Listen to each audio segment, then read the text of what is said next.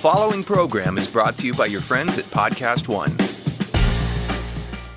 Rush to Old Navy today for 50% off. Plus, Friday only, cozy socks are just $1. For every pair sold, Old Navy will give $1 up to $1 million to Boys and Girls Clubs. Valid 11/22 to 24. Socks valid 11/24. Exclusions apply.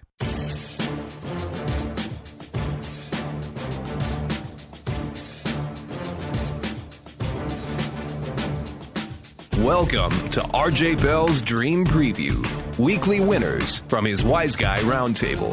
Broadcasting from the pregame.com studios in Las Vegas. Here is RJ Bell. NFL Week 12 edition with my Wiseguy Roundtable. We got Steve Fezzik. We got Sleepy J sitting in for his best bet and a derivative bet. So a special guest, Matty Holt, Thanksgiving break. He's out next week. Out also, he's got meetings all day on Wednesday when we normally record. Should have him back next week. After that, luckily, once again, Matty stepped up. He wrote up, and sometimes I think that might be better, actually. You take the time, and he wrote up the Wiseguy and the public action on every game for us.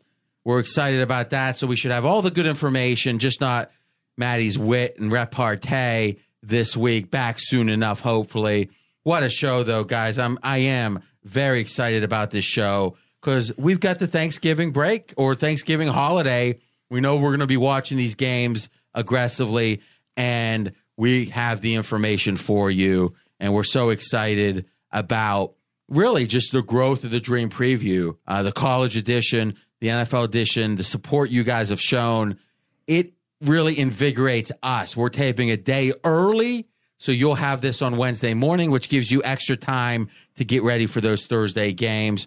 Speaking of those Thursday games, we are going to do them last. So if you're listening after Thursday, you'll just know when to drop off. We're going to start those 3 Thursday games last. But for now, you can approach it the exact same way, even if you're listening late. But if you are listening late, I got to blame you. It's your fault for listening late. You can't miss any of this stuff if you want to max your chances to win. Let's get started. Sleepy J, longtime pregame guy, moved to Vegas last year. He works in the office too. He's a grinder. He's a staple on the forums. You know, we really have a deep bench at pregame, and one of the things we're going to want to do is we're going to want to bring some guys in for some, you know, in wrestling they call them, I think they call them not a one-night hit, but it's kind of like a shot, a one-time shot. Like they'll bring a guy in from out of back in the old days from another territory, and like, you know, Dusty Rhodes and Madison Square Garden. It's kind of like what we're doing with Sleepy J here, Fez. You're going to be Harley Race coming in on an one-night big show. You ready for this? Ready. Because, you know, Fez sat in the whole college pod, which went almost 2 hours this week. So we had to take a walk around the office complex.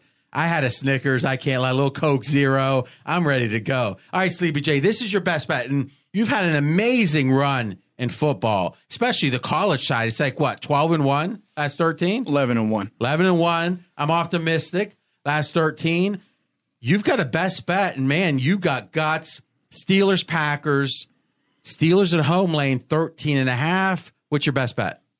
Definitely the Steelers here, laying 13.5. You know, this was my Super Bowl prediction beginning of the year, Green Bay and Pittsburgh. I'm a diehard Packers fan, have been since the Magic Man's been around, but I got to tell you about this Packers team right now. They are a wounded bunch of warriors out there. I mean, you could go through wide receiver, the nose tackles out, safeties out, linebacker. This entire defense right now is depleted, and if you can't score at home against the Ravens, obviously they scored 0, how do I expect this team to go on the road into Pittsburgh and score? Steelers offense right now, they put up 40 last week. This offense ready to explode. But I think what I noticed the most about the Steelers over the last couple weeks is how this team has become very unselfish. It's not about Le'Veon Bell wanting touches and Brown wanting touches. They got rid of Bryant. They brought in Schuster. Obviously, Schuster playing well. A little injury update with him, has a hamstring tweak. He will play. But I think this Steelers team right now, very unselfish, ready to rock and roll. I know the line is high, RJ, but I don't care about this one. I think that with the total right now sitting at 40, 41.5, I think it goes over slightly, but I like Pittsburgh to blow this team out 34-6. That's my final score. I really love the Steelers here. So if you look at the public action, 95% of the tickets on the Steelers, 97% of the cash. This is early, but it shows you this is going to be a public play. Faz, you're a master at predicting line moves. You do that every week for free, and you've hit like 70% correct predicting line moves. My guess is this gets to 14. Yeah, the wise guys aren't going to want Green Bay until it goes probably through 14, and the public, we know who they're going to bet. I agree. Goes up. So if you do agree with Sleepy here, I would suggest betting early. Fez, you don't lay double digits often, and sharps typically don't. Though I think Sleepy's a younger guy, very interesting bio. Was in the service. You were in both the Army and the Marines, right, Sleepy? Yep. They say those guys don't talk much about it. But how many years were you in the service combined? 7 years, 4 in the Marine Corps, 3 in the Army. And, obviously, as you would guess, a heck of a worker and a super diligent guy. But he's a younger guy, right? Early 30s. And I think these younger guys are willing to lay it more. Now, it scares me because whenever a sharp is doing something similar to what the public does, you got to wonder. So when do you find, Fez, that sharps are willing to lay the doubles in the NFL? Like you do a couple times a year. What's usually the situation? Well, you want to play against a dead team that's not necessarily giving a full effort, and also you'll play early in the week before a line goes up. It's perfectly fine to lay 13 if the line's going to close 14.5. No, I agree. I agree with that for sure. Any bookies that want to let me lay 13.5 when the line's 14.5 in any game on Sunday, I'll do it blind for you. No problem. All right, now let's talk about Hundley, because to me, I did have the Ravens strong last week. Look good, right? Obviously, in hindsight, I had the Browns too, so that looks good too in a way, but not the way that really matters.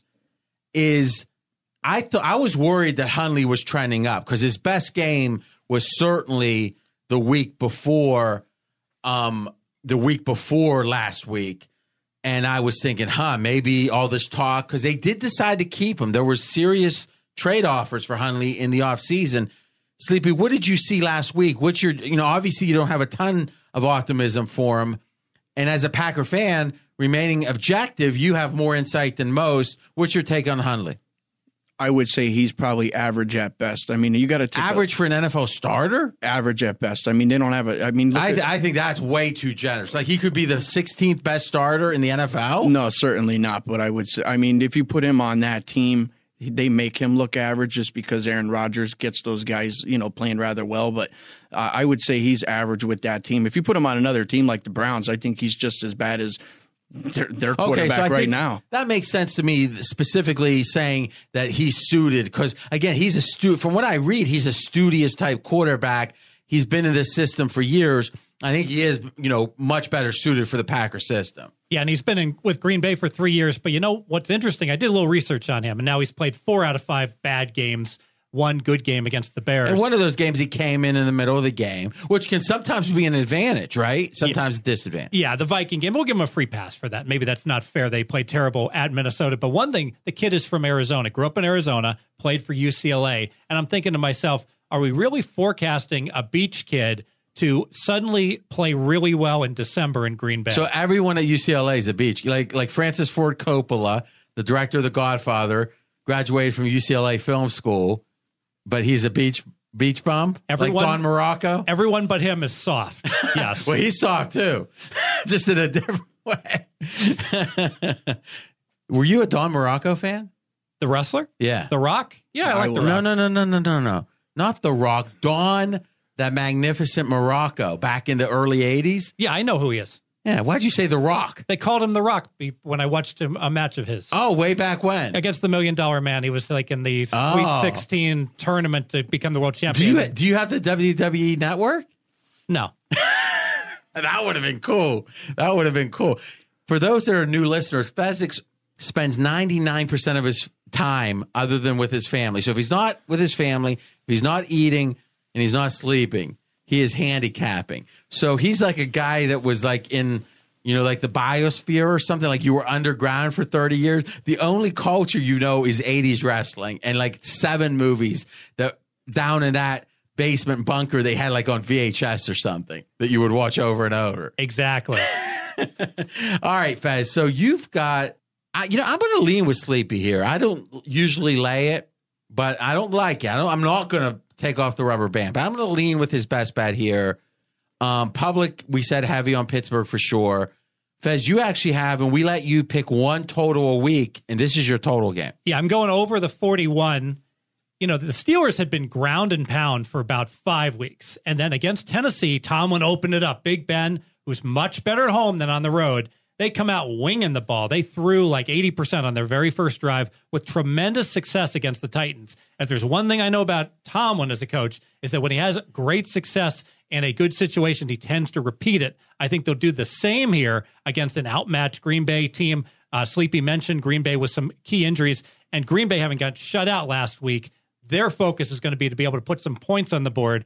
41 is such a low total in the NFL with all those weapons of Pittsburgh. I like over. By the way, some people might be, if they don't know Sleepy, are saying, Sleepy, what kind of name is that? So, on the internet, you know how it is people get, because Sleepy initially was a forum poster that was just grinding on the forum.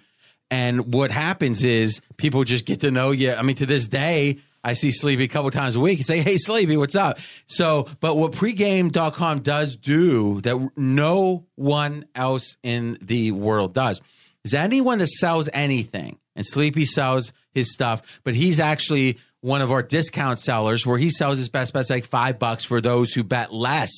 And it's an opportunity. If you want the very best stuff from a expert, you can get his best bets and such for $5 each.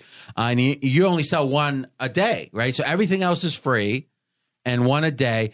But what we do and no one else does is everyone who sells picks has given their real name and it's published up at pregame.com. So even though if they use a screen name like, Jay-Z has a professional name, but what his real name is. So you can know, does he have a criminal record? And what we did was have everyone give their real name that we verified and any felonies. And luckily we had 0 felonies. And actually one guy did have a pretty tough DWI years ago. So one, I guess it was, and that's it. No one else. And then if there's anything, even a misdemeanor that had anything to do with fraud or whatever, and none of those. So again, that's, some people don't care. If you can give me winners, who cares?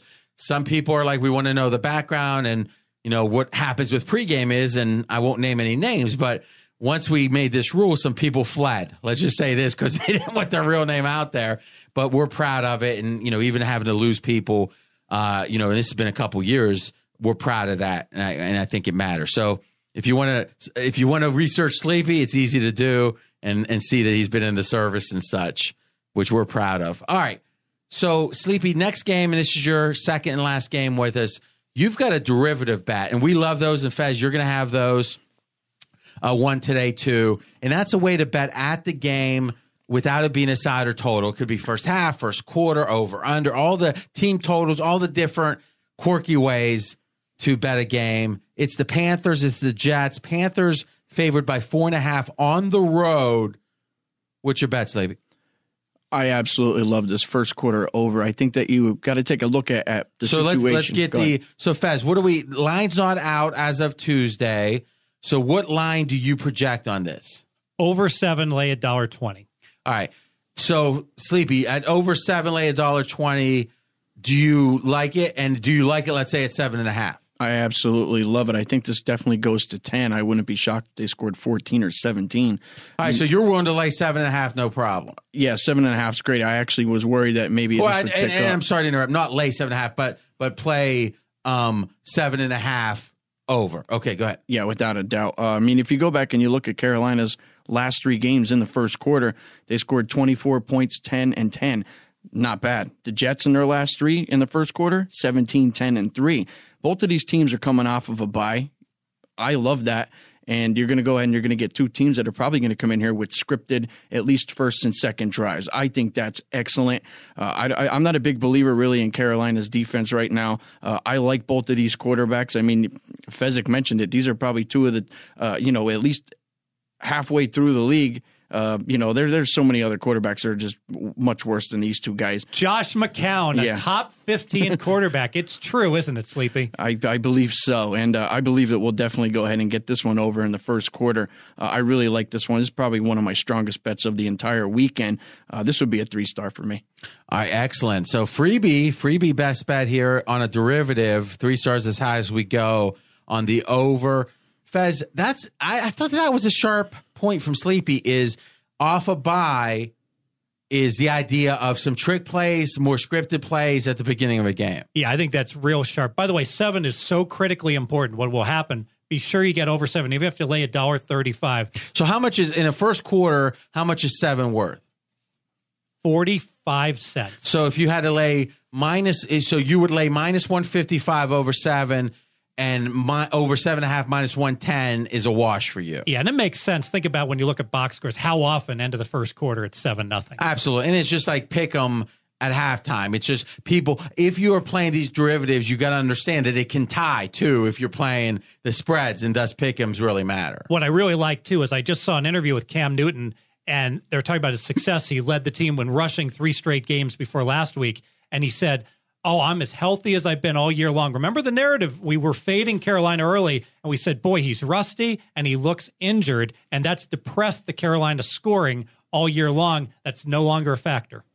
And, all right, I agree. And I also think, and I was on, and I do a show with SB Nation, national show with Fred Fowler. Every Tuesday it plays at 8 o'clock. Let me think how this goes. 9 Eastern, 6 Pacific, 8 Central, obviously. Okay. And we do an hour, and it's just a deep, you'd be shocked for national radio how deep of a dive it is. He's an expert with the Houston Texans. Also, he's down in Houston on ESPN. And he said this. He goes, I think the way to bet the Panthers is how willing is Cam to run? And then I was saying, because when he can run, he's a top 10 quarterback, I think. When he refuses, or when he runs less, I don't think he's top 10 at all. Does that generally make sense to you? Oh, absolutely, because he's inaccurate, and it's so important to keep the chains moving, those 3rd and 5s. Yeah, that's a good point. So, to me, I was thinking, and we were brainstorming, well, when does he run? And the bigger games, right, for sure. But then I think I hadn't thought of it, is his health, right? So the fact he's feeling healthy and has a bye and he's got a little sprain in his legs, he's probably going to be scampering a little bit. And this is a competitively priced spread. He knows they're vulnerable. They're only laying 4. It's not like they're laying 11 where you got to be concerned, hey, you might take that game off and not run. All right, so let's talk about the side here, lean or like. But first, we're doing something new, and I think this is going to be interesting, is Football Outsiders. They are, in my opinion, and I haven't seen every one, and if someone's got a great one, please tweet me for sure. His Twitter handle is @RJ in Vegas. Because I want to find every good analytics site, sabermetric site out there. I think Football Outsiders, DVOA, very respected amongst other analytics people, the Bill Barnwells of the world, the Ringer people. So, and I respect it. They've got their rankings, right? DVOA. And Fez, you've got your Vegas rankings, and this is pretty amazing. There's 8 teams that you vary from the ranking 1 to 32. So not points, but slots. You vary more than 3 slots. So think about that. 32 teams. There's only 8 that varies more than 3 slots between yours and the DVOA. There's 2 that there's huge quarterback changes, Green Bay and Houston, so we just throw those out because they're looking at season stats. And then there's 22 that you're within 3 slots. You say 14, they say 15 or 17. So, wow, right? Kudos to you. You're doing it on the back of a napkin. Not really, but they've got their big computer running. But I'm interested in these 8 games that are way off, 8 teams that you disagree with. So what we're going to do is on each of these 8 teams, we're going to address the difference first and let Fez explain why he thinks he's right. And we won't spend a bunch of time on it, but I think finding out what DVOA might not be seeing is going to be very interesting. Very interesting. And the Jets are 1. So let's start there in the game handicap. You've got the Jets 19. Now, this is a 4-6 team. You got them 19. I don't want to hear 2.5 points worse. And I get it. 19. We're doing slots here. All right. And DVOA, 27. So you've got them 8 points higher. Now, I'm scared of this one for you because I think whenever a record's really good and the stats say one thing, that maybe you're getting blinded by the record. Thoughts? I don't even know what the Jets' record is. I know that their yard. It's 4-6. Yeah, their yards. Don't be proud that you don't know the record. I know what the record. You look at their yards per play. They're minus 0.2. That's the metric the wise guys go to. How many yards did they gain every time they snap the ball? How many do they give up? What is that ranking? 19th in the league. I think when the Jets started the season, we all had them ranked at the bottom of the league because that was the expectation. Were they tanking 3.5 season wins? This has been a slightly below average team. I've identified it all year long. Look at the Buffalo game when they're hosting Buffalo on Thursday. The Bills are laying 3 points against the Jets. I said it's crazy that the Jets are every bit as good as the Bills. And you look at that game they lost against Miami. They had Miami beat up 14 at the end of the game. They gave away a game there. Just a slightly below average team. I don't know what Football Outsiders is looking at to make them think that they're as bad as, say, the New York Giants. No, I agree with that one. I do. But the thing it scares me about, it's funny because when there's like when you just use numbers in kind of a, not a dumb way, but not a super deep way, not you, but anybody, I'm always more about my gut than those kind of dumb numbers. And I think to some degree, we might be relying on yards per play a little too much. Let's think about what it doesn't consider. It doesn't consider strength of schedule, obviously. It doesn't consider if teams pass much, much more, they have an advantage because passing yards just naturally, or if a defense faces passing much more.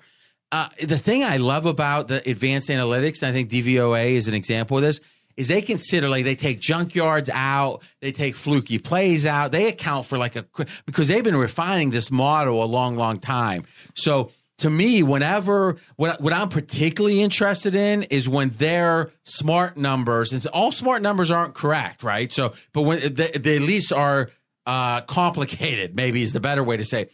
When a complicated number really disagrees with a simple number, I want to try to understand why.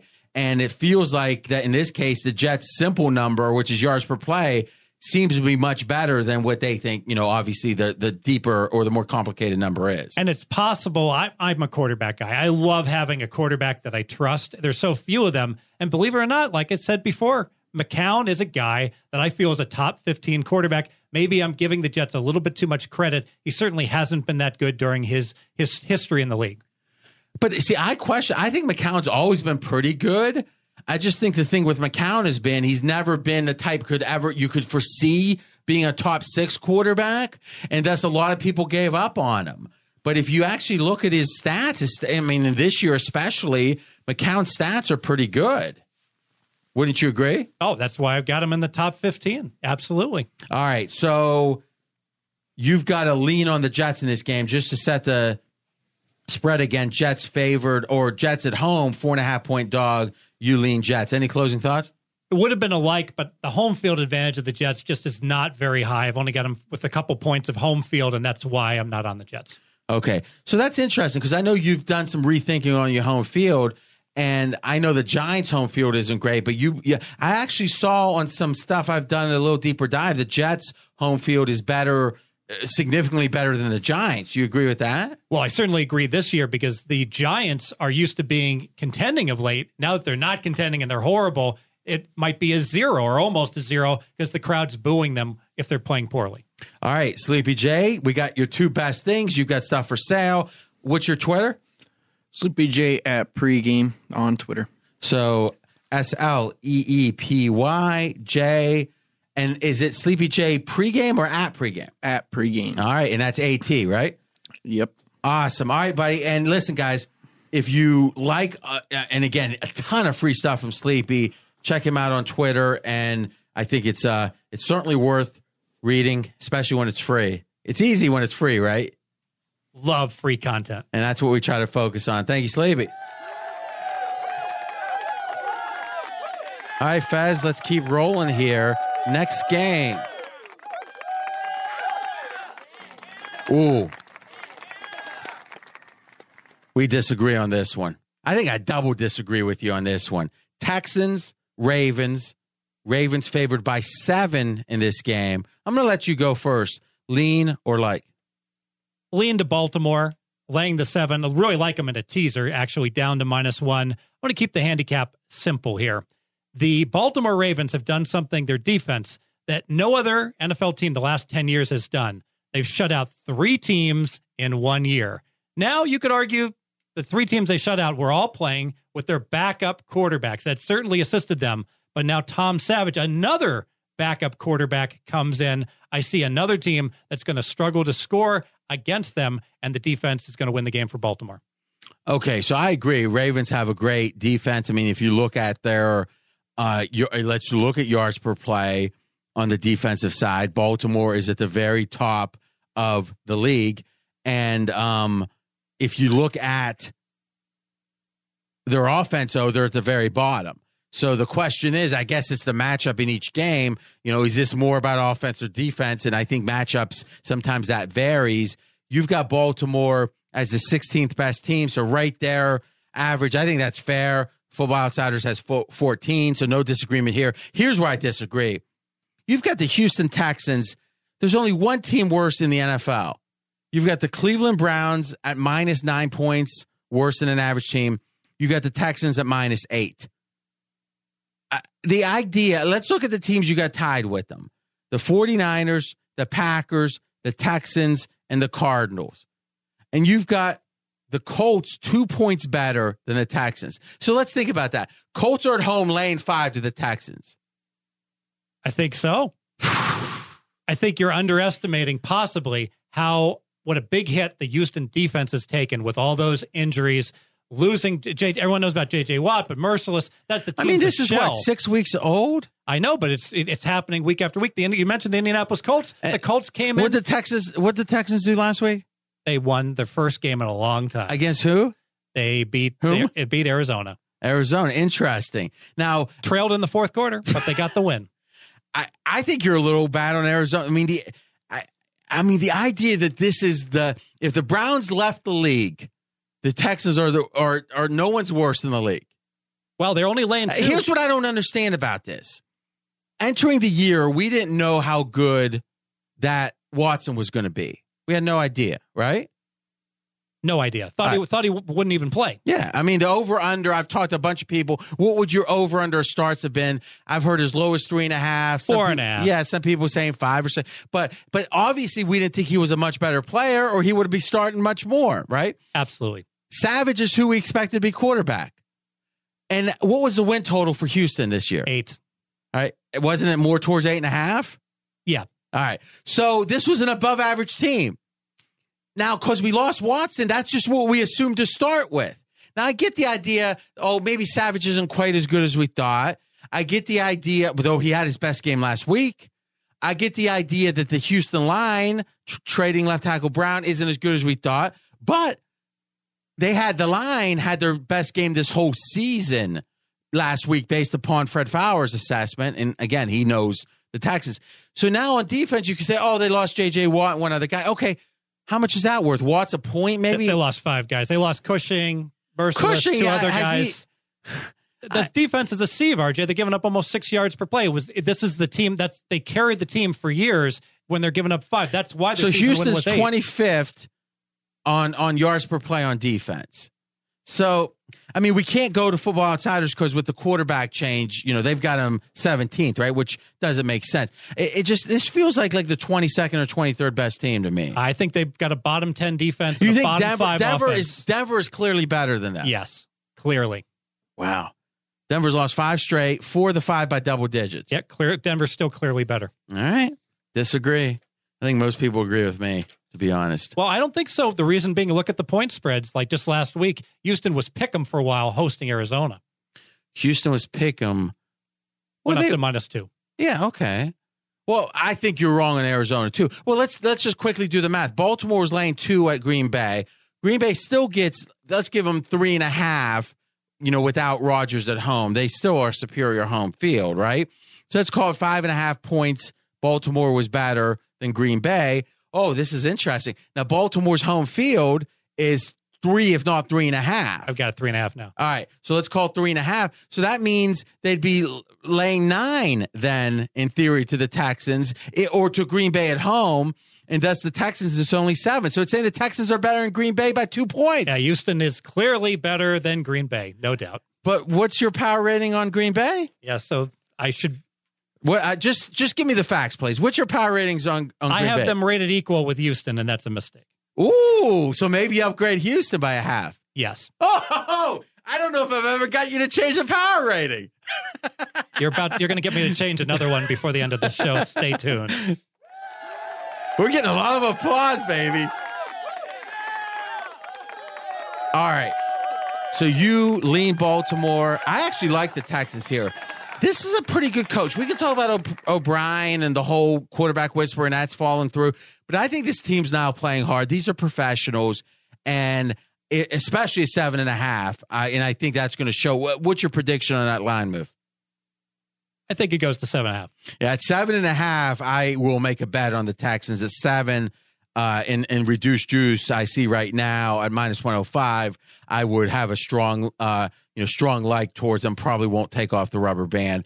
86% of the cash on the Ravens. By the way, not smart money report. It's early Tuesday. Nothing from Maddie of consequence on this game. We can both win because I'm going to tease Baltimore down with the next game. Oh, okay. So you got Baltimore's part 1 of your teaser. Yes. All right, I'm going to let you, since we lost last week with the teaser, I'm going to let you take all teaser responsibilities this week because nothing jumped out at me.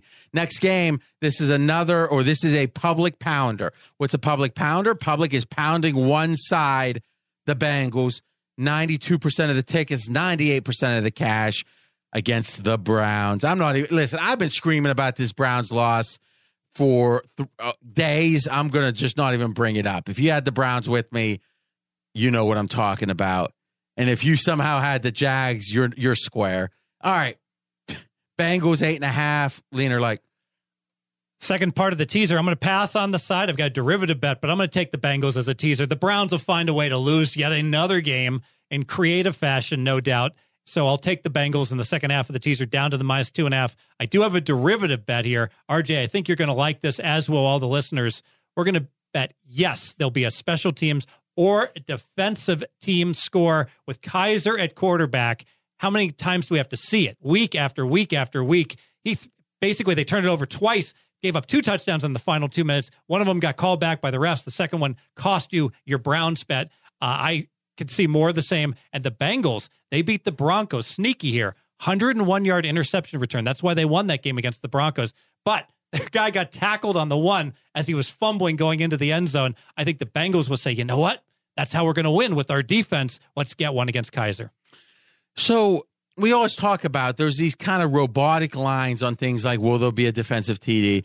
With someone like Kaiser, does the book see? Now, I know the bettors are probably going to bet it, but if you are playing at the open, do the books account for things like Kaiser being so prone to apparently scoring more points for the other team? Not at all. They're too distracted, and they see that 38 total, and if anything, they say, oh, there's going to be fewer touchdowns. It's less likely we'll get a defensive or special teams. You might get plus 190.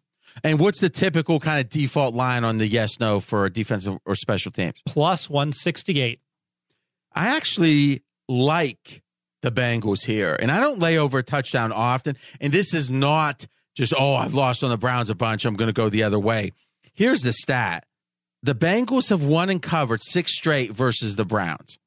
Now, listen, obviously the Bengals have had a very consistent team with Marvin Lewis and such. We know the Browns, Hugh Jackson's in his second year, so it's not all the games. It's 3 of them with Hugh Jackson. But check out these margins. The Bengals have won this game by 22 points per game, and they've covered by over 16 points per game. So 6-0 with a margin of over 16 points per game against the spread. There's something matchup. There's a matchup element here that really favors the Bengals. Because you might say the Browns always lose, but yeah. But the line is supposed to account for how bad they are, and the fact they're losing against the spread by 16 plus points over 6 games is pretty strong. Yeah, absolutely. And it kind of flies contrary to what you'd expect. You'd think Big Brother, the Bengals contending in most years, and the Browns, being in the same state that they'd be more up for the game, but that hasn't been the case. The Browns just any logic you try to apply to them, but all kind of, I guess, frustration and disdain for Kaiser aside, I do think it's back to what I started talking about a few weeks ago, which is if you don't have a competent quarterback, you don't need a good quarterback for me to bet you. But if you don't have a competent quarterback, it's like as simple as you. I mean, if you, how many times, Fez, you're the master. I guess I am going to talk about it for a minute. You're the master at saying in this spot, this team has an X chance to cover because you do so much in game. You've just through repetition and your great instincts, if you had +8 with the Browns when the Browns got the ball at that last possession under 2 minutes, and only a defensive touchdown really is going to kill you. What's the win percentage for the Browns? Cover percentage. Normally, it would be about 97%. But because it's the Browns, it's closer to pick 'em.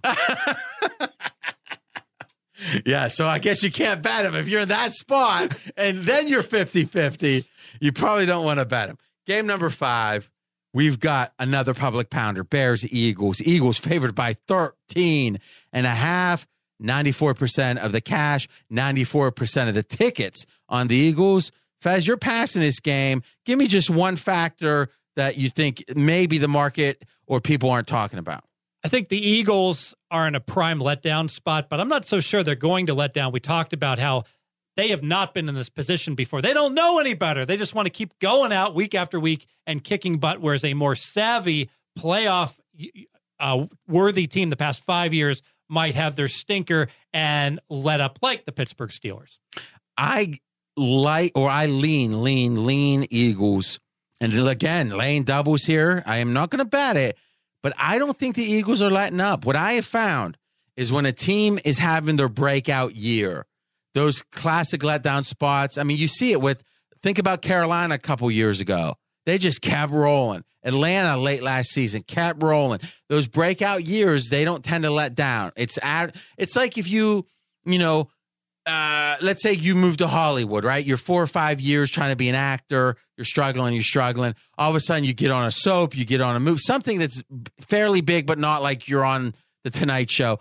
Well, you're going to get into clubs behind the velvet rope and all that. Now, 3-4 years later, if you're still in the club, high level, someone's going to call you on a Wednesday and say, hey, you want to go to the Viper Room or whatever? I don't know if the Viper Room's still cool or not, but maybe it's not even open. And 3 or 4 years, you might be, it's Wednesday, I'm not going to go out. But that first year, you're going to the Viper Room. I can see that. The analogy I draw is like if you get a top college basketball team like a North Carolina and they have a terrible year at 16-16, the next year when they're really good, they just bury everybody. They're so angry. And I also think this. I think the Bears have had 2 spots where you would expect them to play really well. I know you loved them against the Packers. And now that we see the way that Hundley looked the next week, I mean, so only the Bears are letting Hundley look good? Yeah, Hundley's horrendous except when he plays Chicago. And they play another division rival, season on the line, 3-6. They cannot lose another game, and they lose a coin flip, gut-wrenching loss on a 51-yard field goal to the Lions. Where is this team's psyche? Yeah, so I agree. I mean, I think the Bears stats are always better. They are right around average yards per play. And, you look at Football Outsiders, they've got them 25, you got them 23. I just think that the stats are a little bit deceiving here. And that's another, even if I thought Philly was motivated or at least not going to let down, I wouldn't want to lean against a team that was a little underrated, that was feisty. This might be a flat spot for the Bears. Yeah, they clearly, if there's a dream crusher out there for a bad team, it's for the Bears. Next game, another public pounder. 98% of the cash, 91% of the tickets on the Falcons after that Monday night performance. Oh, dog, do we have a disagreement here with Football Outsiders? And Fez, we're going to have to deal with this. Maybe not today fully because we won't have time. Falcons net yards per play, 3rd best in the NFL, behind only Minnesota and the Saints. Football Outsiders, well, let's talk about your rankings. You've got them number 4. Now, I put it out on Twitter at RJ in Vegas. Your 32 teams, 1 to 32, and said, who do you disagree with? More than half the disagreements were the Falcons. Falcons too high, Falcons too high. Now, listen, let's agree to this. The wise guys in Fez, he's a wise guy, so he's part of the club.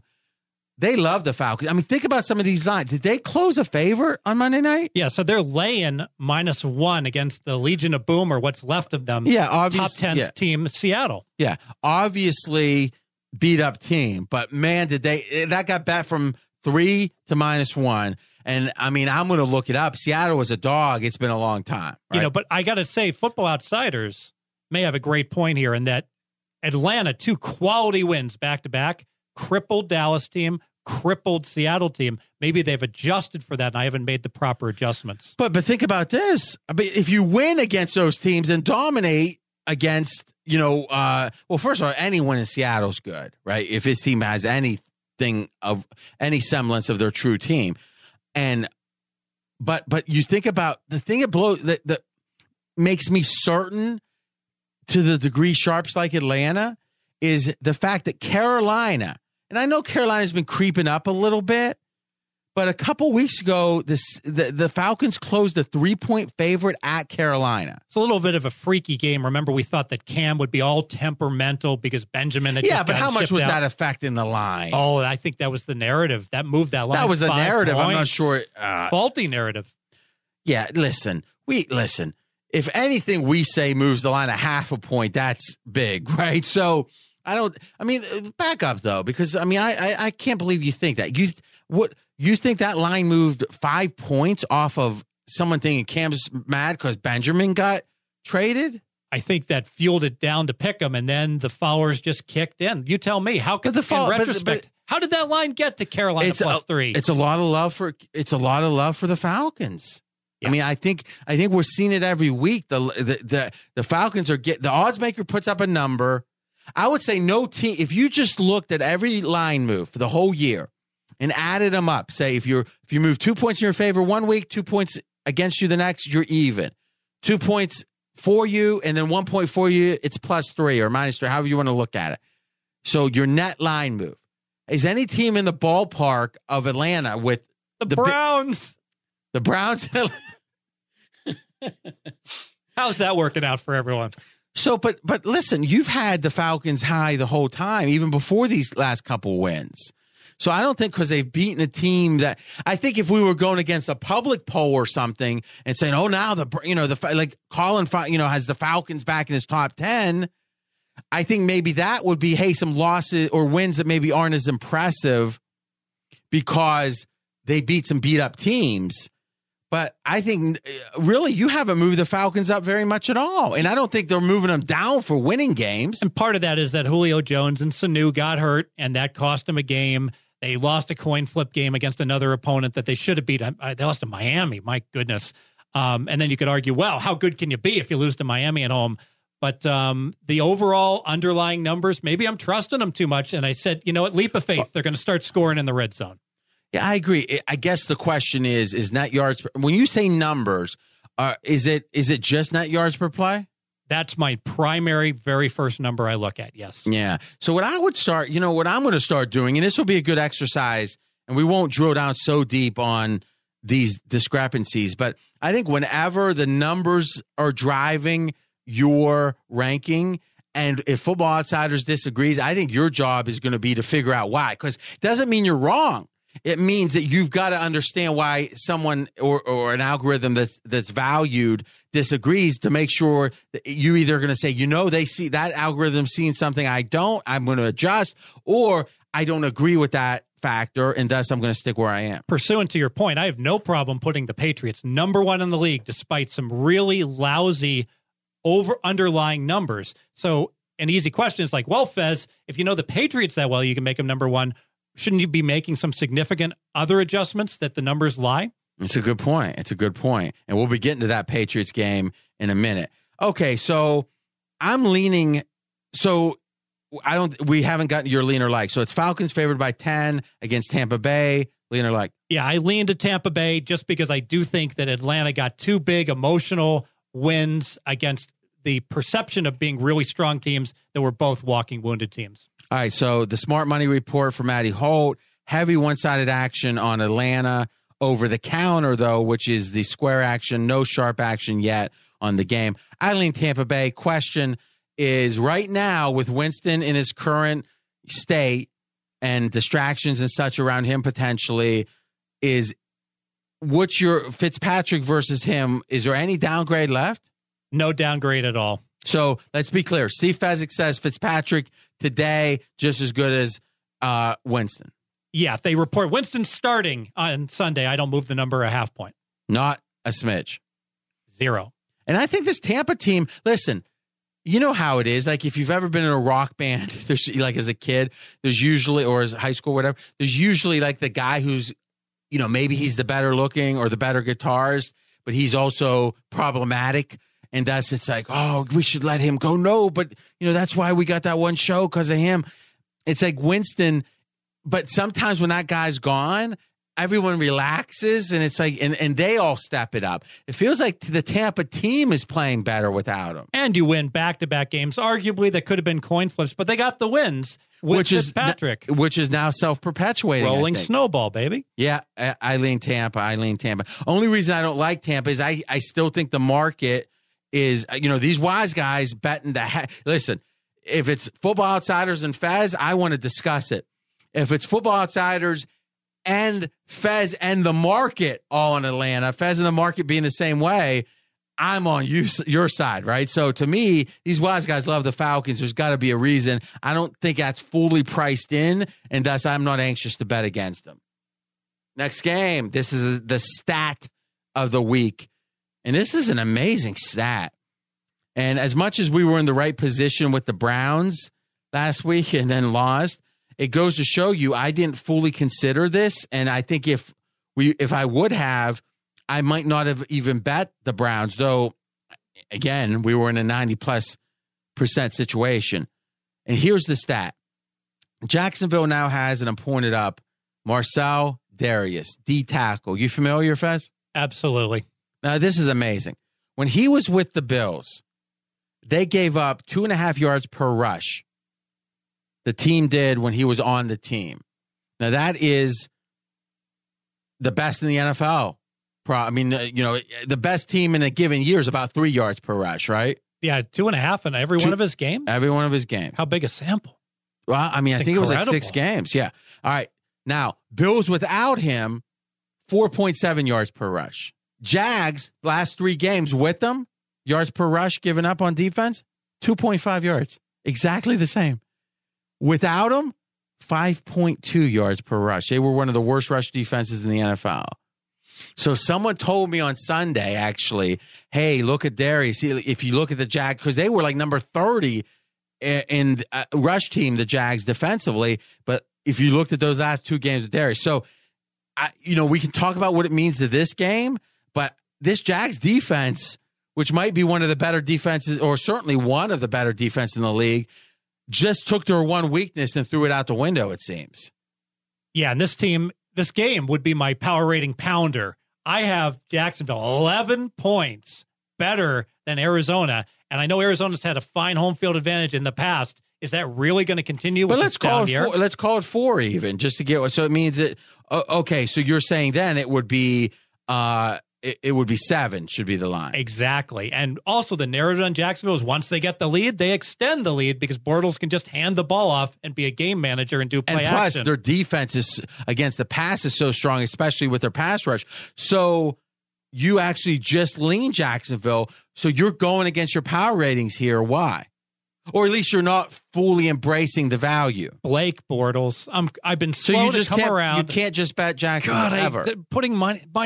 Betting a minus any number with Blake Bortles is so difficult. But like you mentioned in earlier shows, maybe that's the ideal time to be betting on Jacksonville and Blake Bortles. Because if they get ahead, every win they've had this year, or at least for a while, I think there's been one since it hasn't. Every win they had for a while was over 16 points. And then the last 2 haven't, almost 16, I guess, after that touchdown. So to me, I think this idea of this defense that was one of the best getting so much better. I mean, I really lean Jags here. I'm almost liking them. The only reason I think the Cardinals are playing hard. I just think that's a good coach, and they're still playing hard. But Peterson had that first good game, but he's been horrible since then. That's a great point, and he is absolutely worn down since that 37 carry game. It's like a pitcher that they let him throw 160 pitches, and he's been done I don't think he's had one game with even 3 yards per carry since. How's he going to do against the Jacksonville defense? Yeah, well, especially now with Darius. So I'm going to change it to like. I'm going like on the Jags. I'm going to add a derivative. We're going to play AP under about 60 yards for a derivative bet. That's interesting because I can promise you. I like that. That's interesting because I can promise you whatever analysis they're doing, they're not making some subset for this Darius situation. And who knows if they don't only run him 10 times thinking we got to give him a rest at some point. Exactly. They'll look at a season-long average, and they'll go ahead and base it upon that. Now, what number would you expect here? I said 60, but let's make it 55. Anything at 50 or less is good. At 50 or more is good, under. Okay, I like that. All right, let me write that down. Okay, so I'm going like Jags, and Fez comes up with an impromptu. This is the way his mind works. Impromptu. We didn't do it the whole college one. I'm giving you one, Fez.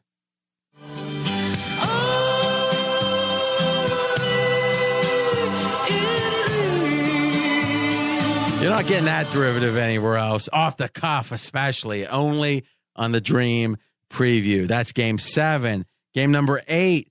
It's the first of 2 WTF games. This is family friendly. WTF. The Broncos. Now, we're taping on Tuesday here at pregame.com. Paxton Lynch. What's your upgrade? He's starting. It's been announced. What's your upgrade or downgrade for this? Reluctantly going to downgrade from the Ostrich down a point, and maybe I should be downgrading even more. Because here's the thing. Whenever you see a quarterback, and we saw it with Goff last year, it doesn't change what's happened this year. Whenever you see a quarterback that the team is taking heat for not playing because they drafted him high or whatever. It must be terrible. They're saying there's no, we're going to take more heat if we put him on the field. Now they're just so desperate. They're doing anything. I was ready to bet the Broncos here. I thought the Raiders, and I'll segue, and I'm going to pass the game because I think this guy's going to be horrendous. I don't know what he can be. Obviously, it won't be. I would bet it won't be much long term, but he could become a good backup long term. I don't know, Lynch, but I know there's a reason they haven't been playing him, and that scares the heck out of me. And I was going to lean to Denver because they should have beaten the Bengals last year. Last week they outstatted them, and Oakland had the dream crusher. I really think they know they're done after losing in Mexico. Distractions coming back, but I'm not betting on Lynch. Lowest handle on the board of any game at this point for Matty Holt. Very little sharp or square action on this game. I also think, remember, I read most about, or either watch or read Belichick's press conferences because you just pick up a lot of football from him, is he was talking a lot about hydration. There was a couple people went off the field with dehydration, as well as the Pats prepared for that game. Belichick's like, I never want to go back there. It's just so tough. It's been such a drain. They had 10 days away from home. To me, and we'll get to that Pats game, but the Raiders, you think they're thinking about this as effectively or as best practices as the Pats? I think the letdown after this game or the physical side of it's going to be a problem for the Raiders. That's one of the reasons I was looking Denver. Maybe we can make this our hypoxia game of the year or something. That's pretty interesting or funny. But Fez, last thing on this game, this is one where your power ratings are just way, and it shows you how. And what we want to do is when your power numbers are way off, we want to explain why and why you're not betting it. So in this case, the Raiders, let's give them a 2-point home field even. So we're saying that the Raiders are 3 points better than the Broncos at -5. 2 points of home field plus 3 is -5, correct? Yes. All right. So right now in your power ratings, you've got the Raiders -1, 1 point worse than an average team, which I think is way off. I think they're like 3 points worse. And you've got Denver -5, so it's 4 points of difference. Okay, so really it's not that much of a difference then. For some reason when I was looking earlier. Well, Denver's -6 though with Lynch. We got to downgrade Denver. But they were -5 with Osweiler. I hadn't made that adjustment. And you bring up a great point, and it's not a surprise. We normally tape on Wednesday. We're taping on Tuesday. And I got to tell you, normally I come in with an A confidence level with my power ratings. I came in with a B- confidence level, having to come in 24 hours early. That makes sense. But so what you're saying is you would have maybe adjusted the Raiders for the fatigue or for the post Mexico City. For everything and for the Dream Crush, I think Oakland should be more than 1 point worse than an average team. All right, next game. And guys, we're a little more kind of, shambly here, I guess, because we are a day early, but the info, I think, is, especially with Fez, excellent. Okay, WTF number 2, Bills Chiefs. Now, there's 2 WTFs in number 2. What is the aftermath of this debacle? Well, I call him Peterson. Other people call him something else. Peterman. In a way, we were prescient. We were looking around the corner saying, this guy, it doesn't matter what his name is. He's not going to be around too long. So let's start there. Well, let's set the line. Chiefs favored by 10 right now, hosting the Bills. What's the aftermath? Because I talked to numerous people who felt like this was them trying to avoid making the playoffs because then it would be hard to cut Taylor. They've decided Taylor's not the guy. They want to cut him because there's only a $1 million expense if they cut him in the offseason. With that $90 million contract, they can get out of it now. They want to, and they thought they might somehow sneak into the playoffs, and then it'd be tough to do it. That's why they literally are saying sabotaged him. Looking at it, could they have thought this guy was better than Taylor? How could they? It absolutely has to be something else going on. Think about this. 5 interceptions in one half. And one thing you learn, you watch quarterbacks, what's the one no you never do? Throw high over the middle. Literally, he was throwing up balls that had parachutes on them coming down onto the secondary for the easiest interceptions ever. Tom Brady, I believe, the past 2 years, has thrown 4 interceptions in 2 years. This guy throws 5.5. What are the Bills doing? So what's the aftermath?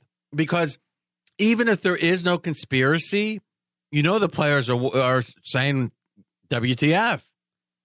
Yeah, so if Taylor comes back and becomes the quarterback, which I assume he will, you would think, I hate to put on my psychology hat, that the team would play hard. They'd be angry and upset. It's time to go out and show everyone, you know what? We can still win. We're 5-5. We can still make the playoffs. Now, they can't, but I think the team believes if they go back to Taylor that maybe it's possible. But the truth is that defense has become absolutely horrific as well. This is a Bills team that by the end of the year is going to be absolutely in the toilet. And remember, we talked about how key the player is, Darius is, and obviously he's off the Bills now. So whatever those stats were against the run with them, they're very different without him. And just to mention, I get plenty of teams wrong. When the Bills were 5-2, I was talking to everyone about how it's going to be 20 straight years for no playoffs for the Bills. They are not even a contender, and everyone said I was crazy. I'm thinking the team is saying if the front office doesn't care about winning, why should I care about winning? They're going to play hard not to get hurt for their stats, but I just think that team unity of let's win, let's sacrifice to win. I'll tell you this. I mean, I've always run my own business, so I have to put but if I was working for a company and I'm like, on 4 hours sleep for 3 straight nights, like I am sometimes, and then I see the boss isn't working hard, I mean, that has to demoralize you. Yeah, it's a great point. And here at pregame, one of the things that's awesome working here, I love saying it, is that RJ's like burning the midnight oil, going through all this stuff, and he expects the same from all of us as well to be prepared. But I've certainly worked with other people in the past, and I know one handicapper, he once told me this, I won't mention him. He said, you know what, I already ran my trends and angles. I gave it out to my clients. I'm just going to go to L.A. and hang out on the beach from Thursday through Saturday. You want to come? Well, I don't think they could hang in the dream preview, though. Let's be honest. All right, so here's the second WTF. The Chiefs. Andy Reid, the 19-3, counting the playoffs off a bye, and then straight up off a bye. Loses a double-digit favorite. I mean, you watched the replay. What happened? It's possible that the 35-mile-an-hour wind gusts, which killed my over, I had the over in the game for a big bet, and it wasn't forecast until the last minute.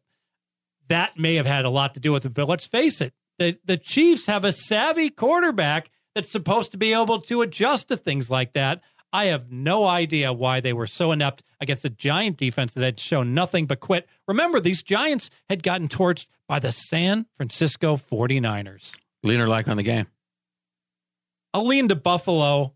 I it's a leap of faith. You're right. They may say, management doesn't care about me. Why should I care about winning? I think they're going to come and bring effort. And the reason I say that, RJ, is that the offense tried really hard when Taylor came back in the second half against the Chargers.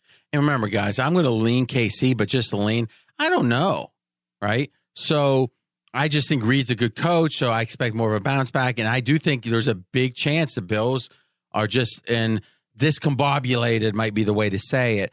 And one of the advantages you have as a bettor is you don't have to bet a game you don't have high confidence in. So if you think you got a great feel for the Bills and the Chiefs, go for it, baby. Take off the rubber band. I don't, so just to lean on KC. All right, we're getting almost to the most actionable games here. Remember, we're going to do the Thursday games last. We're going to do those last. So if you're listening after Thursday, you can stop after the best bets. And if you're listening early, like a good wannabe wise guy, then listen all the way through at the end. This is pros versus Joes. I'm hoping Fez. And I always like to hit him with Huey. This will be fun. Saints, Rams. Rams at home, favored by 2.5. Pros on the Rams. Joes on the Saints. Pros, Rams. Joe, Saints. Fez, lean or like? I lean to the Saints. Oh, just a lean, though. We don't hit you with Huey. What's the handicap? Strength of schedule. The Saints have played one of the very top strength of schedules in the NFL, and the Rams have played one of the bottom strength of schedules.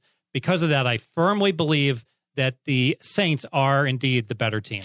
Okay, now some would say, well, wait a minute, home field's worth 3, it's 2.5, thus it's built in that the Saints are slightly better.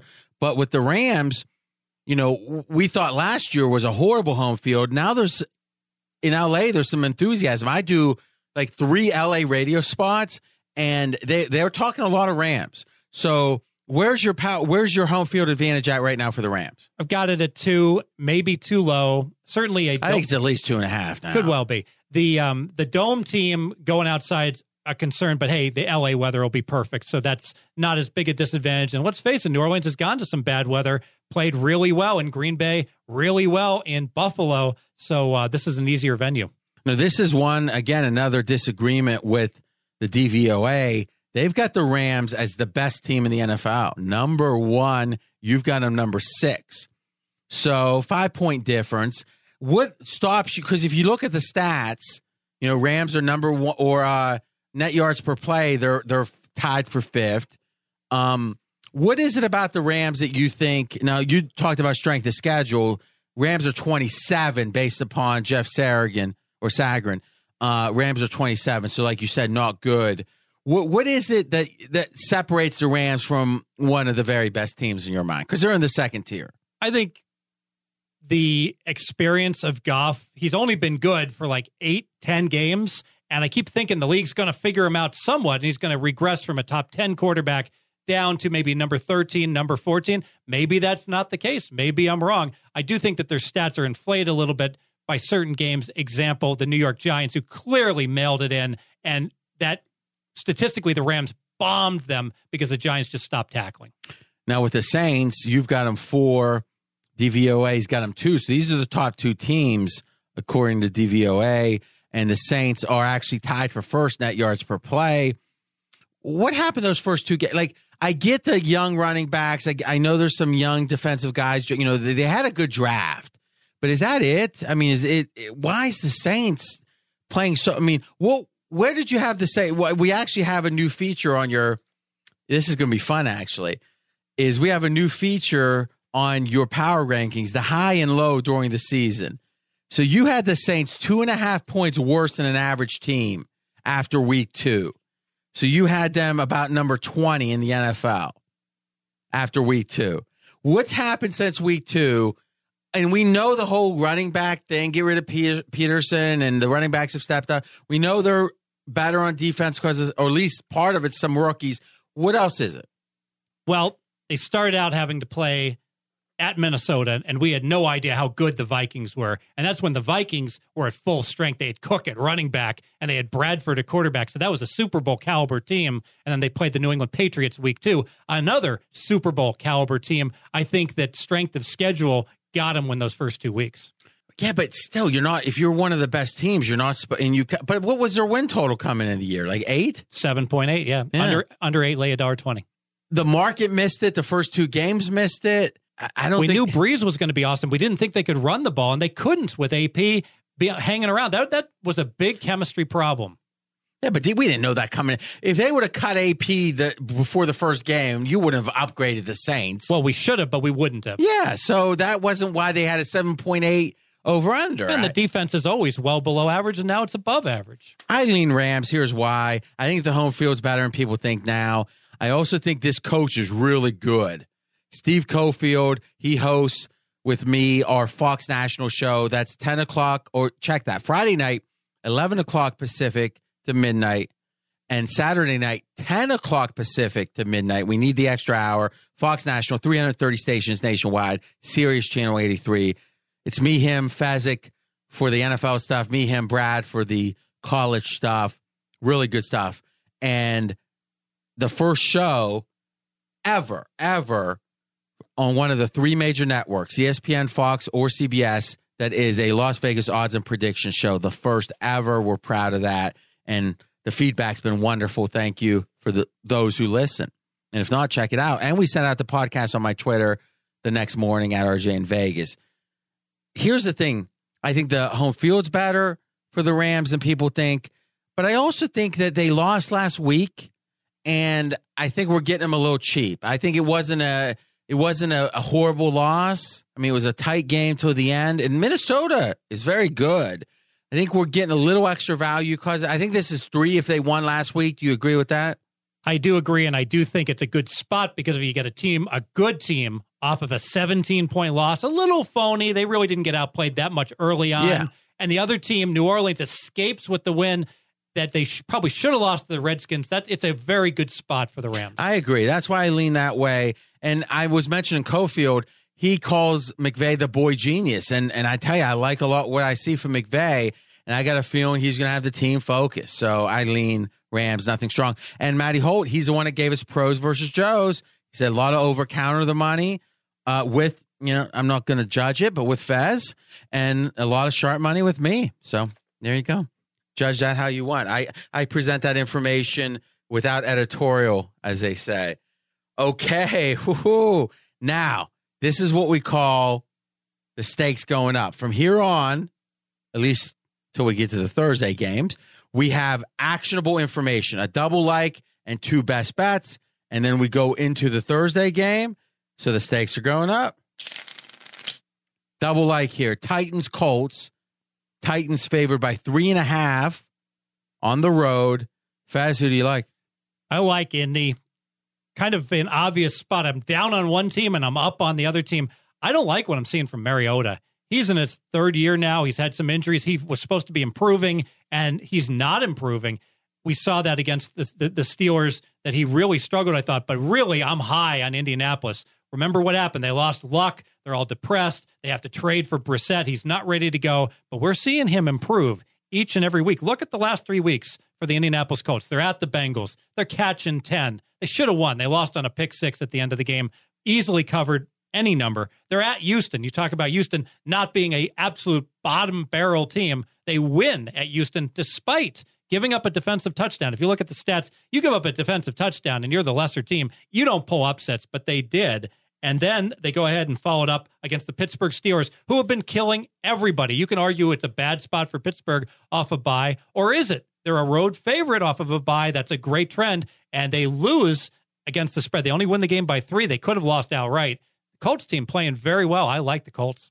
You know what's amazing? You were using they like for 3 different teams without even it was just they. But I think I think most people probably followed it. The they that could have lost were the Steelers, and the Colts were the team that played well. It was a lot of good information in there. You just had to listen very intently, which I guess is easier on podcast.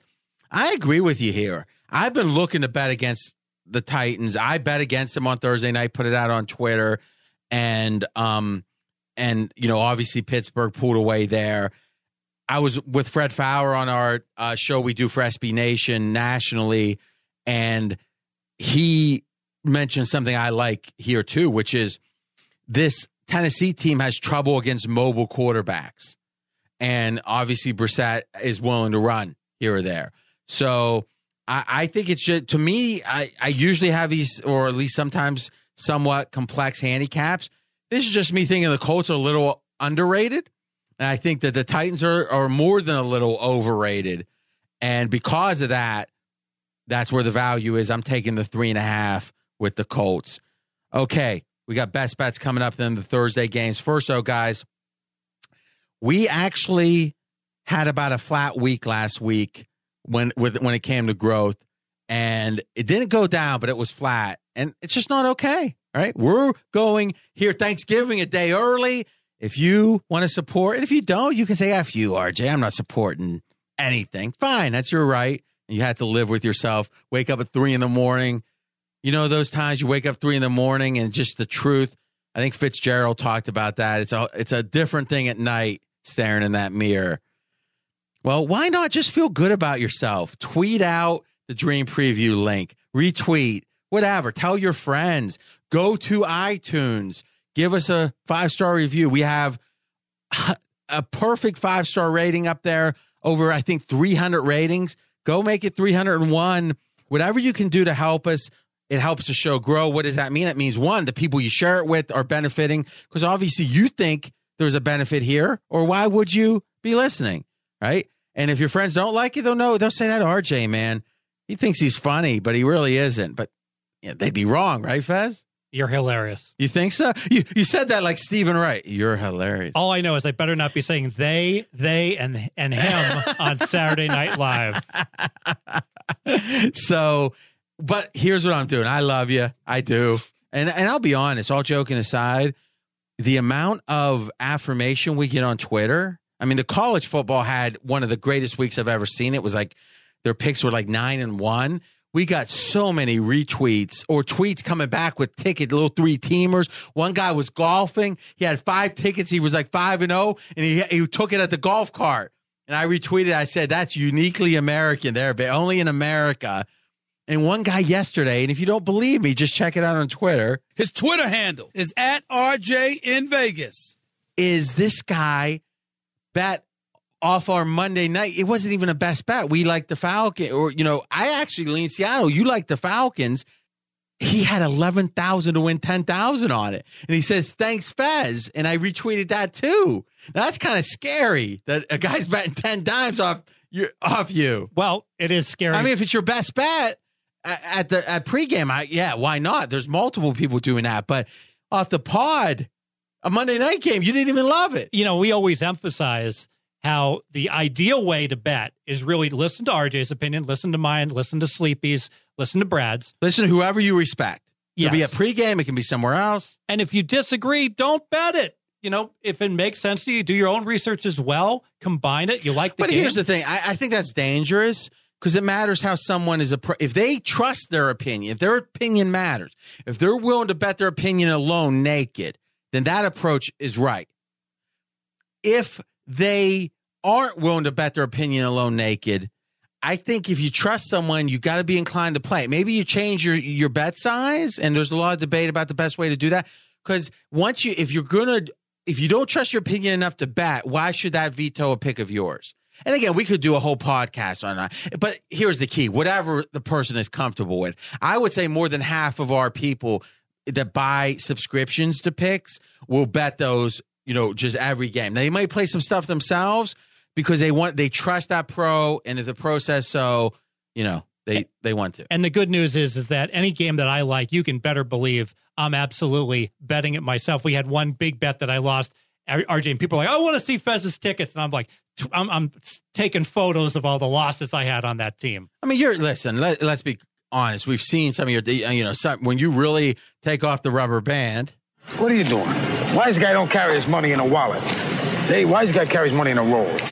And here's the thing. This isn't some dream. It is the dream preview, but it's not a dream as in Fez isn't betting $1 million, but when you like a game, you're betting 10,000. And again, I know you don't like to talk too much about it with the whole IRS. And again, you follow your taxes religiously, but you don't want to draw attention. But let's just say this. If any individual out there is betting more than you on the game, I'd be very surprised. I have a story to tell. Okay. Wait, is this a casino type story? Yes. All right, hold on. Let's lean back. It's Saturday night, and I'm getting the word that all these Seattle injuries. I'm like, oh my goodness, Atlanta's so clearly the right side. So I rush out in shorts. It's cold outside. I grab a jacket. I go running into the Green Valley Ranch, my local station property that lets me bet one trip to the window a day. And I asked for a substantial bet on Atlanta taking +2. All right? There's a pause. There's another pause. Like 15 seconds go by, and then the manager comes over and, Fez, I'm sorry. Someone, believe it or not, simultaneously, not 15 seconds before you did, just bet that for 10 dimes. We got to move it to 1.5. Welcome to my world, people. Vegas is scared. It's true. Now think about that. The stations let you bet once a day. If you come in at 8 a.m. and bet 1 game, 10 games, whatever, and you try to come in at 8 p.m., they say, no, thank you. Keep your business, please. Yes, but go somewhere else, please. So I haven't been there. I can only bet once. Here's my one chance. I come up with and ask for a big bet, tip in my hand, and I get down nothing at the number because someone has simultaneously we heard that story. bet it. We heard it. It's disturbing. You're just telling it again. So then I got to go crashing down I-15 to Treasure Island in the wind to get my bet down +2 at 9:45 when I'm exhausted in my shorts, freezing to death. We heard. All right. So all that said, we stayed flat. So I'm not going up $1, but I am giving you something a little different. NFL Dream 25, which is 25% off anything. NFL Dream 25. That's NFL Dream, all caps, the number 2, the number 5.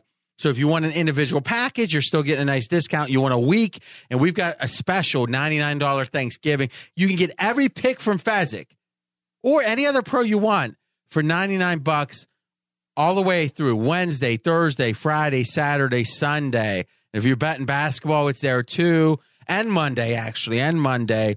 And now you get $25 off that, which would be about $25. So it's 25% off NFL Dream 25. We'll start with our dollar amount next week. Please, though, let's keep spreading the word. The college guys went up last week, like big. I mean, I'm not going to like say the NFL guy. I know there's a lot of crossover, but I'm not going to blame them or like make them feel bad. But when you go 11-2-1, it helps. But it was before that. It was the week. Fair enough. Leading into the week, right? So, yeah, this week should be really even much better. All right, it's time.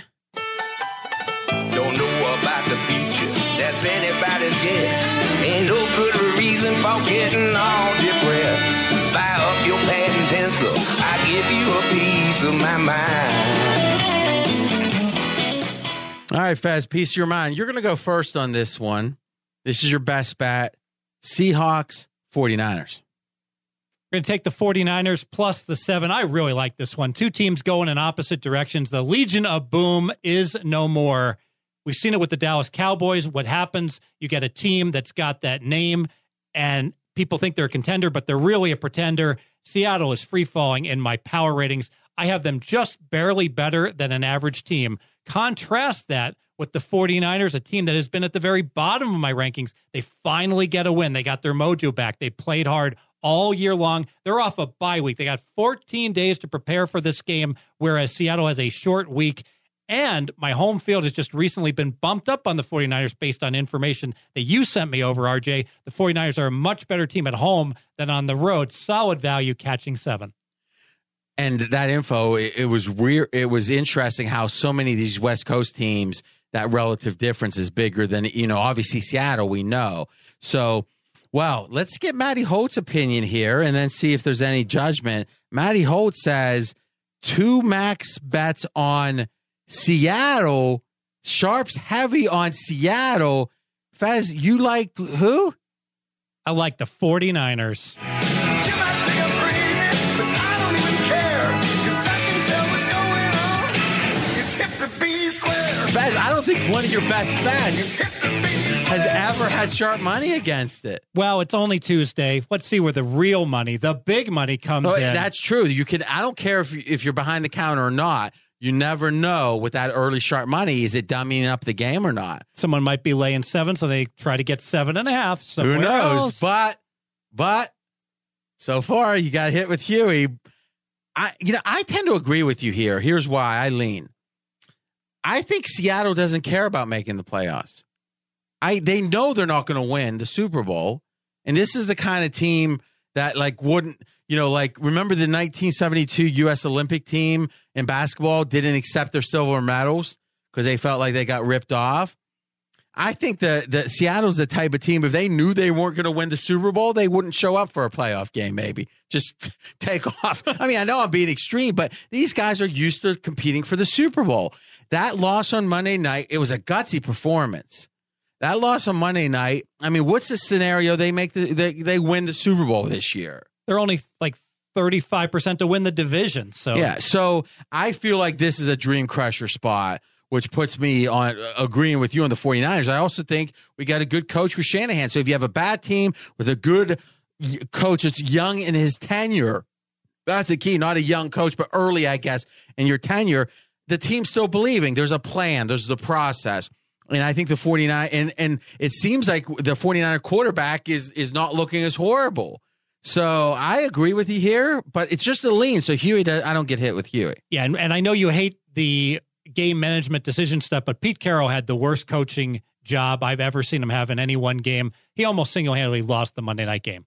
But still one of the 5 best coaches in the NFL. No longer. Not after what I saw.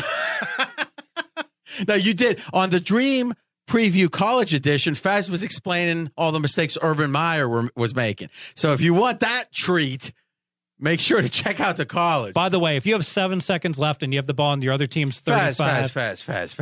The only I don't let it go. I tell you not to tweet this stuff. You think you're going to talk about it in the Dream Preview? It's a nightmare. All right. It's my best bet time. Dolphins, Patriots. Patriots 17. Best bet Dolphins. Listen, I don't know. Dolphins might be the worst team in the NFL. I'm not saying they're not. Fez, you got them 26. DVOA's got them 32, actually. Net yards per play, they're 30. So they're somewhere in there. All right? But here's the thing. Belichick coaches like a college coach looking ahead to next week when he's in a blowout situation, which is slow this game way down, run in the second half. We don't care about margin here. And you look at Gase, I give Gase credit. He is a type that he's not going to get desperate to try to win an unwinnable game. He's going to play his game. I hope more quarterbacks. My guess is more quarterbacks. That's an upgrade for me, at least a point. What are you thinking more in Cutler? God, I hate Cutler, but I don't think it really matters. So even. Maybe more would be better by a point because I think the team might respond better. All right, so I think Moore's going to quarterback. I don't think it's a big change either way because if Cutler does, maybe it's a slight downgrade, but I also think that there's more dink and dunk that slows the game down. So when you're getting 17, you need that other team to want to get margin. Now, you can lose by a fluke, but here's the real thing here. By the way, this is the biggest spread this season. So I like that, getting the dog there. But check this out. Belichick, we were talking about it, was nonstop with the fatigue, with the, oh my God, that altitude, the dehydration, the effect of that Mexico City game. You don't think he's looking to slow this baby down? You think he wants a track meet? And remember, it's not just Mexico City. He spent 9 days at base camp at 6,000 feet at the Air Force Academy. That has to have some impact this week, not being able to train at full intensity, especially the cardiovascular stuff the past 10 days. I like this game a lot. I really do. Let's see what the smart money says. Smart money says, I'll read it here. Small action over the counter as the big point spread scare public bettors. And in fact, right now, 1.5 times more money wagered on Miami over the counter. But biggest bet is literally 300. On account, so this is the sharp money, we took 2 $10,000 bets on New England at 16.5. Thus, the sharps are on New England.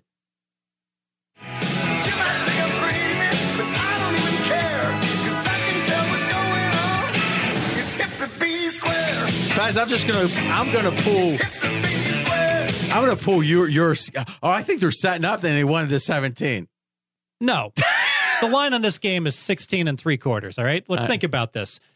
by definition, there is going to be no sharp money at 16.5. When CGT deals 16.5, no sharp's going to take 16.5 because they're trying to get 17.5 and certainly 17. So in the entire universe of sharps, there can be 500 of them out there, or maybe 40 that bet big. All it takes is two guys to lay the best number on the screen, 16.5, and make it look sharp.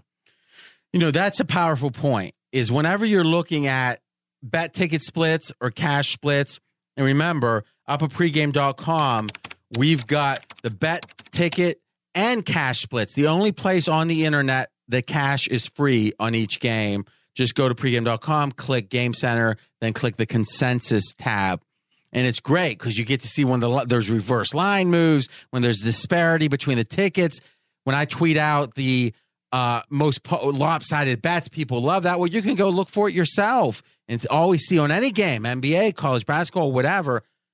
It's all relative to the spread on that game, right? If half the world's at 4.5 and half the world's at 4, well, if you're at 4, you're gonna get a lot of favorite action, right? So that's a good point. But there is no perfect way to know sharps and squares. So having the biggest book in Nevada literally give us the behind the counter information, that's about as good as you can do. Okay.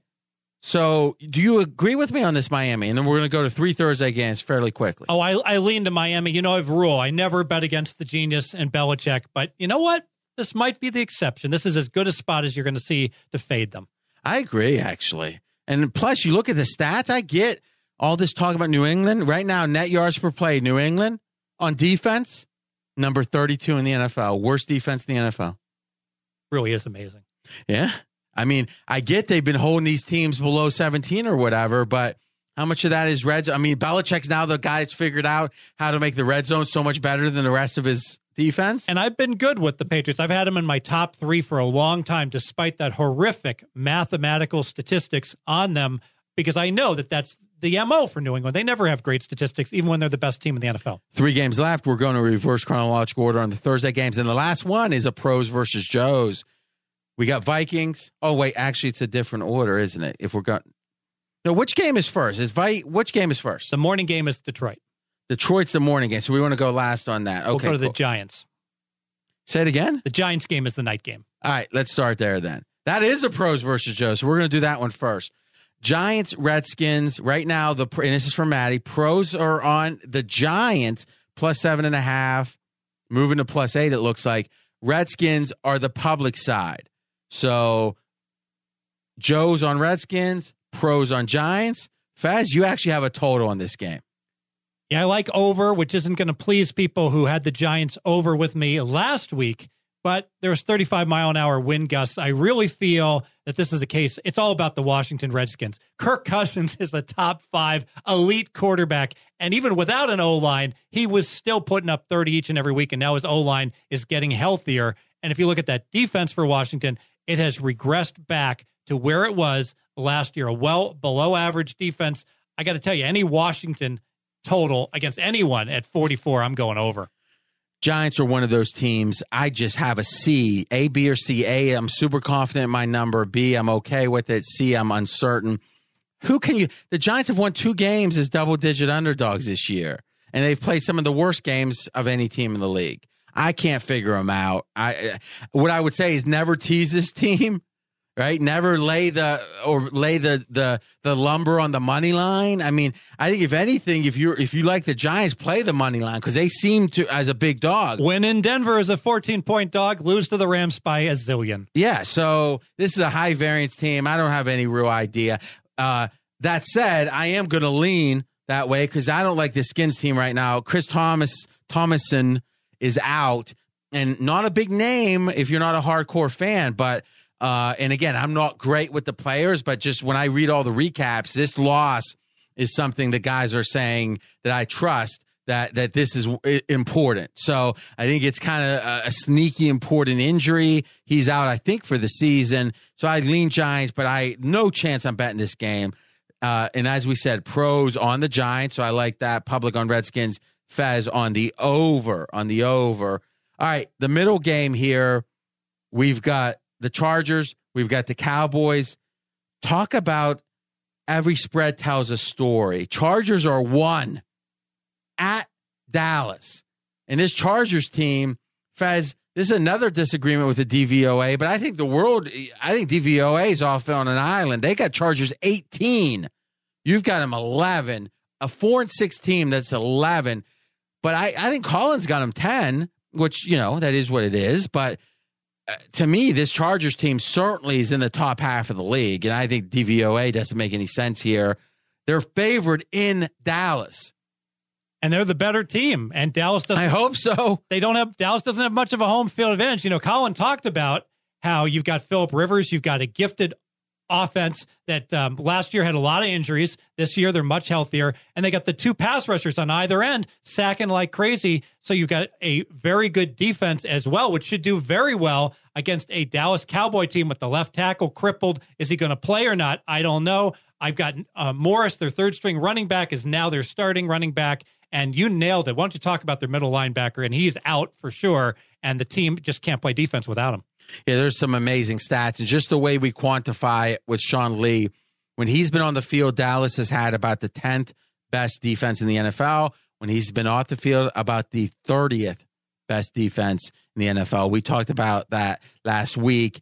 And to me, this Dallas team, left tackle, obviously important. But like Fez says, it's not a binary. If he plays and he's hobbled, who knows how much better he's going to be. And Chargers got that rush for sure. I think it's priced in the number, though.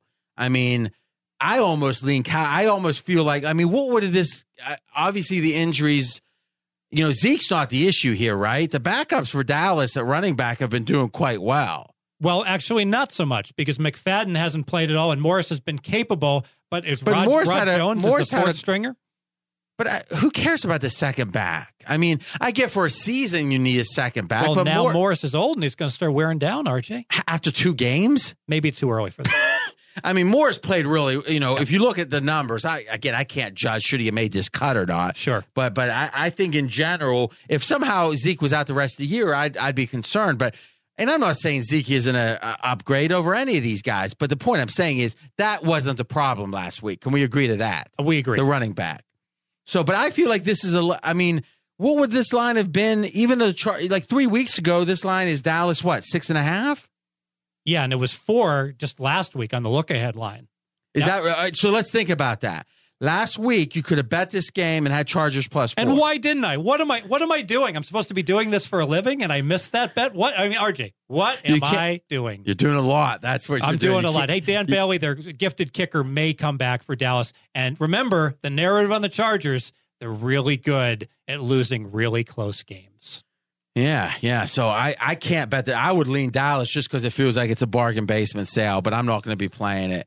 Smart money. Huge one-sided account action on the Chargers. Yeah, because it was bet from 4 to 3.5 to 3 to 2 to 2.5. So far, I pick them. It'd be interesting to see where it goes from here. But so far, the sharp money has been certainly on the Chargers. Last game, guys. It's been a marathon. Vikings line, not so much this one, but we actually did college today too. So we're like at the almost 4-hour mark. That's how dedicated we are. Vikings, Lions. We got the Vikings. Oh, I actually disagree with you here, Fez. This will be a fun one to end on. Vikings opened at Pick'em, and now they're -3 at Detroit. Before you say anything, let's get this straight. It's a 12:30 Eastern start, right? So 11:30 Central, and they played. Now they're on the road, Minnesota, and they played Sunday, and now they're playing before noon local time on Thursday. Lean or like? I lean to the Vikings. I got to tell you, maybe I'm being stubborn here. During my prep during the summer, I looked back, and the Vikings lost 2 gut-wrenching games to the Lions.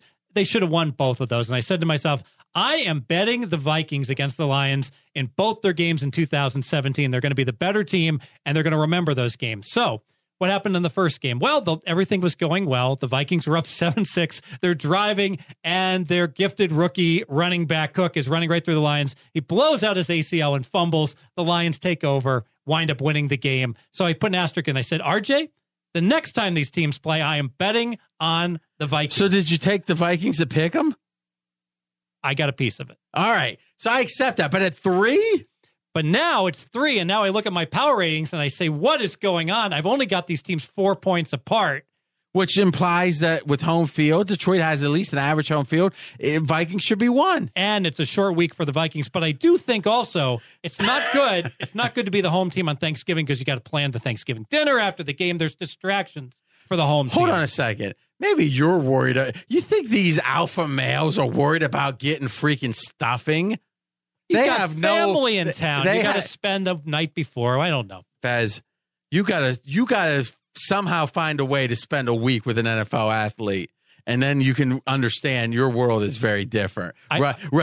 Hey, Steve, go to the store and give me some stuffing. I'm trying to bet this game in game. Go to the store.